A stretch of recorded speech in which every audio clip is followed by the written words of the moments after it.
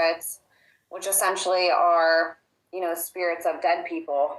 I'd love to hear any insights you have on that. The person that had wrote the question said that she had experienced paranormal experiences as a child that felt very demonic in that way, and she was inquiring about the familiar spirits, and maybe just some advice on how to, rid your life of those also.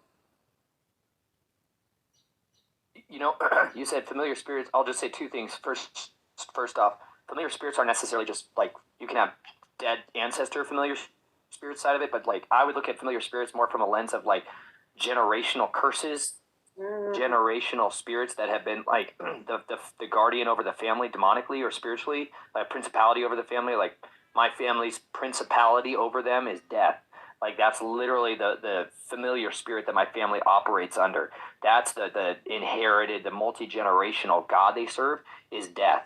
So like that's where their covens are. That's who they're like, that's their boss. So on one side of it, that you're gonna have an overarching like family spirit that's gonna rule and govern over your family and direct you generationally. You'll see there's a stronghold of alcoholism. People will say they're like, there's some kind of genetic problem. It's not a genetic thing, y'all. Like these are literally family spirits that come on and are passed down. Like why there's incest going generationally is because that's literally one of the family spirits that is passed down. So on one side you can be dealing with, yes, spirits of dead ancestors are one thing that you can look at, but I generally think what most people are actually dealing with is not that. They're dealing with their actual family's generational spirit. That's like the one that's been on their bloodline for a long time. And I'm a huge advocate of people breaking and renouncing their generational curses of Freemasonry and breaking of any of these oaths that families swear, because part of that is, here, I'm sharing another website. Hold on, this is a real important one. They took this one down, but I found it. Good. I got you. Here, let me show you this one. I got this. This is on my website. It's also in the description of every one of my videos now because I'm like, you go get them, y'all. This is a book someone handed me. They printed out this website. This is with the Wayback Machine. You guys rock for whatever good that is. Anyways, this is Freedom from Generational Curses of Freemasonry. This was compiled by Isaiah 54 Ministries. That's the website that got taken down. But this is not a joke, y'all. This is like, you want to engage in some serious kick in the teeth, spiritual warfare stuff, you better deal with the generational curses that have been spoken over you and your family forever. Because this country, y'all, this new Atlantis that you live in, it's not the United States of America, the corporation.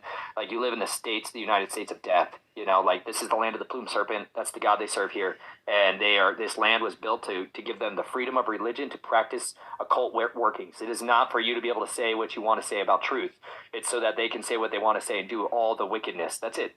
You'll see that at the end of it, this nation was established to bring forth Luciferians at the end of the day. You watch and see the fruit. Anyways, they have a legal right when they go through these degrees, first degree and second degree.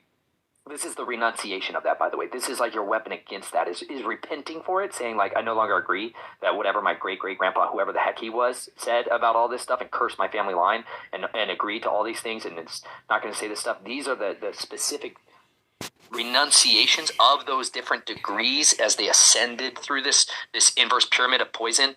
They started swearing stuff specifically to curse their generations, their genealogies after them. Okay, they're cursing that, and when they're doing that, they're calling upon a familiar spirit to be placed upon their generational line. And so this is based off of, these are like the breaking of it, because you say this stuff. I'm not going to read any of this stuff out loud because it's freaking disgusting. Anyways, Shriners, 33rd degree, all other degrees. He goes through all this stuff. And it's not just Freemasons. He deals with Druids, Foresters, Orange, Elks, Moose and Eagle Lodge, the Ku Klux Klan, the Grange, the Woodmen of the Wild, Riders of the Red Robe, the Knights of Pythias.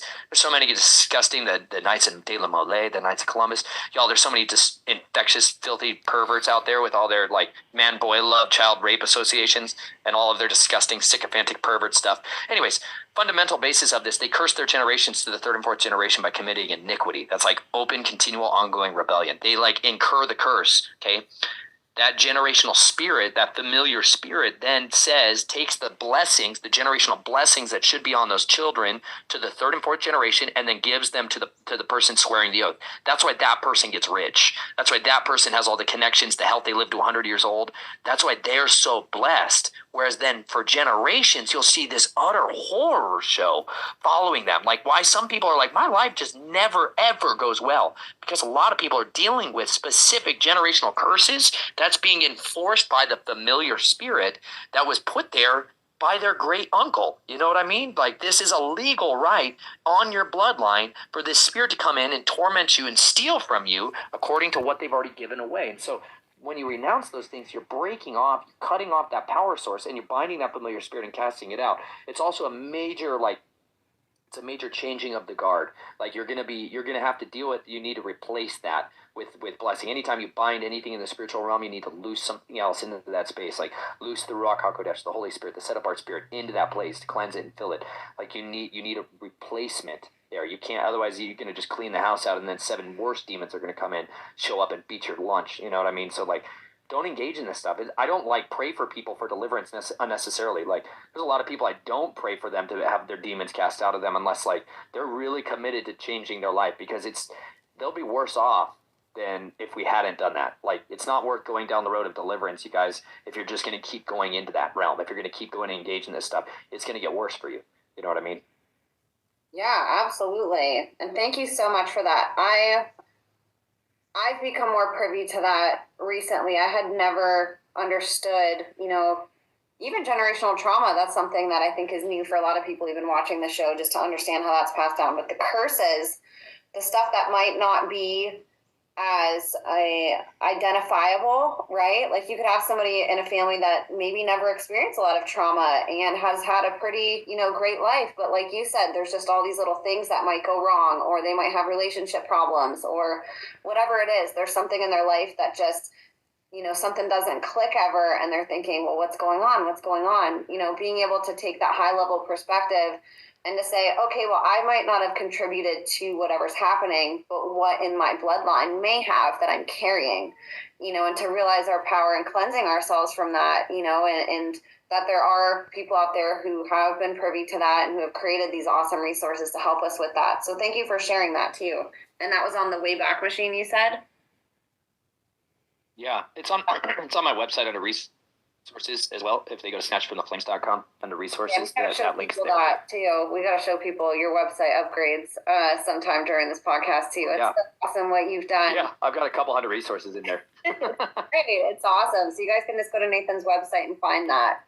I'm going to read another inquiry that somebody had.